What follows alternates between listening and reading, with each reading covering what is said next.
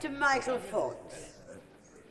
Mr. Speaker, I'm very glad to have the chance to follow the right honourable gentleman. I'm sure the whole House has listened with great care and attention to what he has said. We've heard him speak on many occasions, but even when we don't accept his wisdom, it's worth listening to. And I'd like to pick out some of the parts which I do agree with, and some of the parts that I disagree with. But I'm sure, as I say, the whole House would have been fascinated by. No one speaks with greater experience than he does on these allied questions, which makes it all the more extraordinary when sometimes he gets it wrong, or appears to get it wrong, as I might argue. I don't believe it is correct, for example, to hear when he portrays the developments we have to deal with in the Balkans at the present time as being primarily, or as I appeared to say from what he argued, largely resulting from German policy, a new Osten, whatever it's called. I don't think it's anything like as formidable as that. I don't believe the origin of the difficulties that we have to deal with in the Balkans and in the Yugoslavia at the present time derive from that. I think it's quite possible that the German government has been looking to see how best they can serve their interest, maybe, but several other governments try to do that when they can, and as I'm going to try and answer what I think is the British interest, which was the question which the right honourable gentleman put. But I believe the origin of these affairs was different from that, and what happened was that when these developments were taking place, the German government came along with certain proposals. Some of what they proposed may have been right, some have not so right, but at any rate, that wasn't the cause and the origin of what has developed. And in the same way, I don't believe what's developed in Yugoslavia since the collapse of the government there is a recrudescence or a revival of what has happened before in the Balkans, because it isn't the case. Most of the Balkan countries in the previous wars, either the pre-1945 war or the pre-1918 war, they were rebelling against foreign imperialism, governments that came in and were trying to impose their will upon them. The Austrian government, that was the government that was most hated, or the Turkish government. Foreign imperialisms were what they were rebelling against, and to some extent they combined together. And indeed, one of the tragedies added to all the super tragedies of the present situation is that Croats and Serbs haven't fought, they may not have liked each other, but they haven't fought each other on anything like such numerous occasions. It isn't the case that they've been waiting all the time to burst out to fight each other. In fact, over a period, as I said, they combined together to resist, both in turn, the Austrian imperialism, German imperialism, Turkish imperialism, and they united against it, sometimes successfully, and I believe that that is the background which we should take into account too. Another reason why I would very much question what the right honourable gentleman is advising as a British interest to follow, and that is that we should back the Turks. The Turks look strong, so maybe we should back them. The Turks have got a lot to answer for in that part of the world. They were amongst the worst oppressors over many, many years. I know that I offend the right honourable gentleman's old conservative Tory instincts in this field, because of course Gladstone led the Liberal Party against some of these horrors, and he didn't have the support of quite a lot of the Tory Party in those far-off times. But to talk as if we should look at Turkey as an ally in that part of the world seems to be a very short-sighted policy indeed, especially when Turkey is behaving in so many fields, in so many parts of that world, in their behaviour towards the Kurds, or in their behaviour towards the Greeks, in their behaviour of Cyprus. The very last moment when I should say we should go out in British interest to pick on Turkey as an ally that we want to fold to our bosom because of the power that they're going to be able to exercise over the years to come. In my opinion, it'd be much wiser for the British government to understand how dangerous are some of the adventurous policies of the Turkish government, which have seized half of Cyprus and seized it in an act of aggression. They've committed many other aggressions. They have also committed horrific crimes against the Kurds, and they haven't had anything like the response from the Western countries or the denunciation that they should have received on that account because of the supposed interests of our country in not quarrelling with them too openly. So for all those reasons, again, I say, I don't believe that the Right Honourable Gentleman's recipe for what we should do in these circumstances is well advised, either in the interest of the world or in the interest of this country ourselves. Now, I believe the immediate, predominant origin of these terrible events in Yugoslavia, the event which primarily, I don't say solely, but primarily has led to the destruction of the Yugoslav state, and I think that's been a tragic affair, because on the Right Honourable Gentleman said about the successes that the Yugoslav state had, successes of considerable importance for the rest of the world, particularly when they resisted the Stalinite empire and resisted it successfully at a moment. I quite agree with the Honourable Gentleman that this country gave valuable support to them at that moment, and if we hadn't done so, maybe they wouldn't be able to stand so successfully. But that was a matter of importance for the Balkans, but it was also a matter of importance for the rest of the world. But I think that there's other causes which have led to these immediate events. I'm not talking about going back into past events, going back so much to the atrocities that were committed both ways, or more than both ways, in the periods during the war and before the war and after the war. Nobody could deny that terrible atrocities were committed on both sides, encouraged very often, of course, by the fascist powers that were occupying the country, and by others. Nobody can minimize those. But still, I believe that the much more proximate or immediate, overpowering cause of this wretched and terrible event was the way in which the Federal Army was let loose. It was almost an army out of control. Either it was out of control of the Belgrade authorities altogether, which was another aspect of it which was very serious, or if it was still controlled by the Belgrade authorities, what they did was even more shameful and shocking. And that is the real reason why there has been such a real spread of hatred and a revival of some of these feelings, and why they've been carried so far that you can't put the state together again. And proof of what I say, or the mere proof, or illustration, proof maybe is too strong a word to use, but the illustration of it is Slovenia.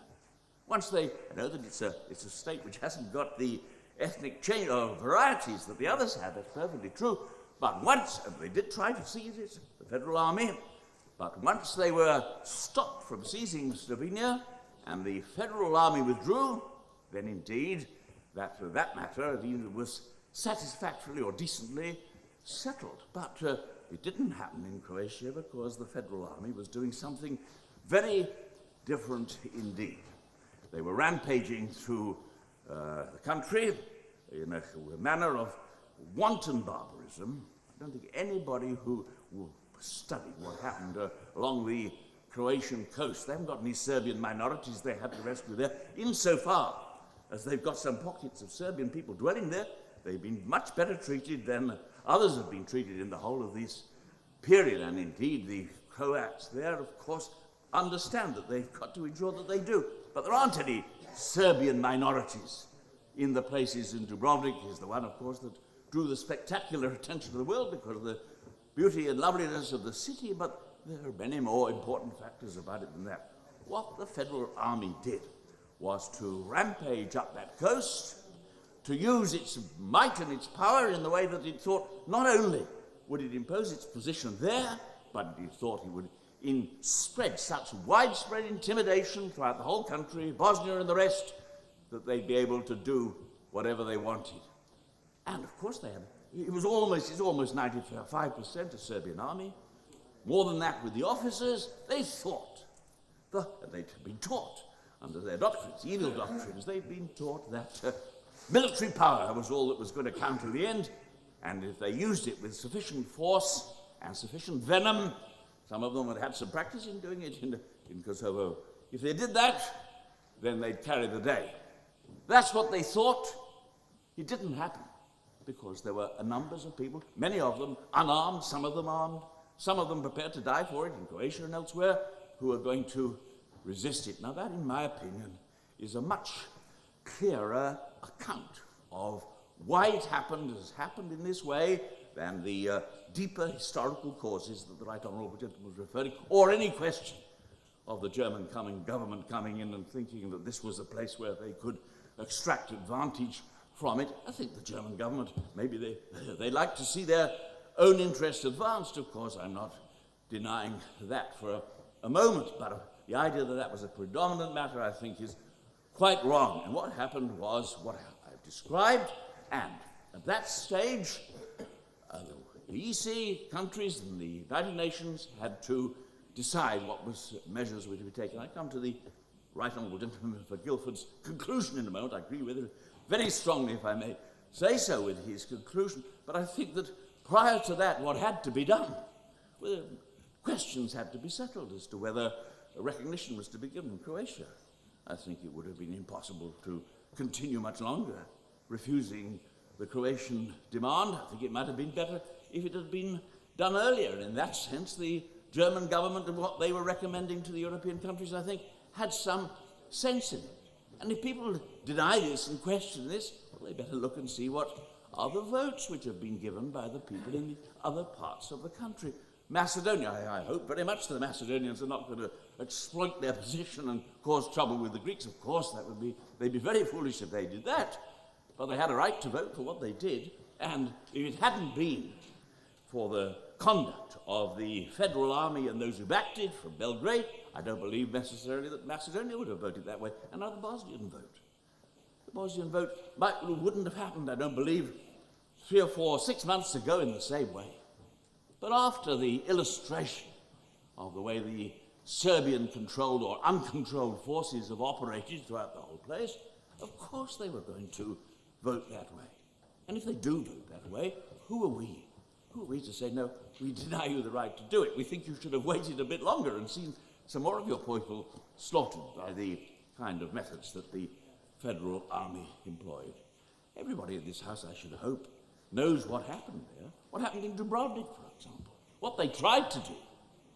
What the Federal Army tried to do is one of the most terrible events that's happened in Europe of that nature since the bombing of Guernica. Not only because of the beauty of the place, but of course of the people. What the Federal Army tried to do was to intimidate the whole population of Dubrovnik, and they thought if we keep up the bombardment and the threats, they'll have to clear out, and we'll go in. And if that had happened, you would have had most of the Dubrovnik and many of the surrounding areas occupied by Serbians and Serbian forces at the present time. The people resisted. They said, we'd rather die in our homes than that happen. And so they resisted. And the same kind of resistance offered in Macedonia and is now, as I say, developing in Bosnia. It's not going to be overridden by any other way, and I believe that the decision is now taken. Certainly the decision is taken. You can't hold Yugoslavia together. Certainly I think the decision is there that these separate countries, separate states, whatever they may be, must have the right to be able to make the choice by the ballot. Of course, extremely difficult in circumstances where you have such conglomerations of people. Nobody can deny that. So let me just come to the conclusion where I strongly agree with the Right Honourable Gentleman. I disagree with what I think was the intervention of my Honourable friend below, who was arguing or suggesting in his question that it's wrong for British troops, as part of the United Nations troops, to be sent into such a dangerous situation. I don't agree with him about that. I think that if, especially the decision already having been taken, but even before I was in favour of it happening, if we hadn't done so, then I think the killing would have gone on without any chance of escaping from it. And I believe if that had happened, the possibilities of that spreading in a completely uncontrolled way, not merely in the Balkans, but beyond it, I think would have been incalculable.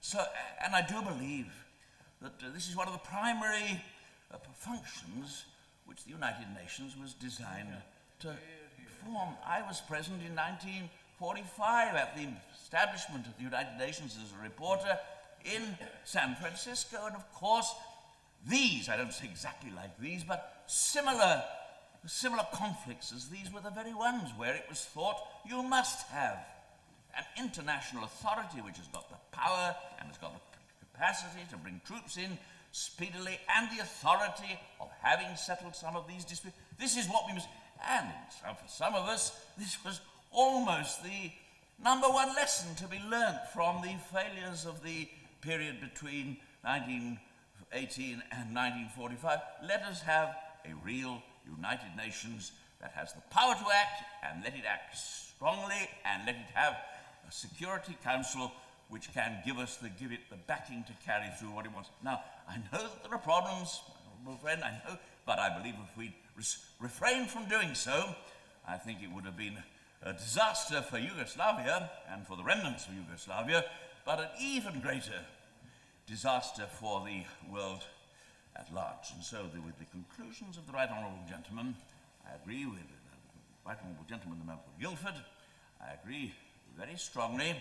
I hope also the British government will remedy some of its actions. I don't think it was a glorious hour in the history of the British Foreign Office, because most of that period, when we were discussing it, when the Federal Army was engaging these rampaging acts that I've described and now the whole world knows about, and when Dubrovnik was starving and Kavtap was being conquered by these forces, and when the whole coastline there was being ravaged by them, the British government should have done much, much more to get food into Dubrovnik and to get support there. They sent methods, they gave support to the Red Cross. Of course, this would be the natural case. We could have done much more. Some other countries did more than we did. The Italians did more than we did. The French did more than we did, in my opinion. You may say, oh, well, they did it for their own interests, and maybe they did. But I think it was an intelligent interest on our part, and they certainly did a good deal more than we did when we held back at the critical moments. I hope there's not going to be any more of that holding back, because I do believe, not only for the solution of this problem, but for the whole future of our world, we must hope that this expedition, this United Nations force, will have the necessary backing for how long it may be necessary to try and establish a real peace in the area. May I ask for a little voluntary restraint in the length of speeches? I'm anxious to call all members, and there's a lot of interest in this debate. Sir Bernard Brain. Deputy Speaker, it's always a great pleasure to follow my right honourable friend, the member for Brighton Pavilion. We came into politics together, and we've been on many common platforms advocating the same causes. But it's stimulating also to follow the Right Honourable Gentleman for Blaenau Gwent, and I listened to him with very great interest.